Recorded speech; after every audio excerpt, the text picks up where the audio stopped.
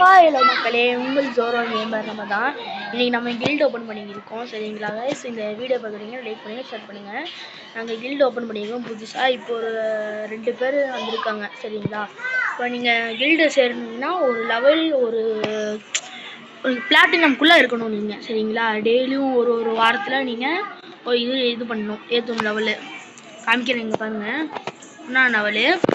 Empty ஜோரோ game சரிங்களா. First இது கேட்டிருக்காரு, ஹாய் ஹலோ லைவ் ஜாயினிட் த கில்டுன்னு காமிச்சிருக்கு கைஸ்.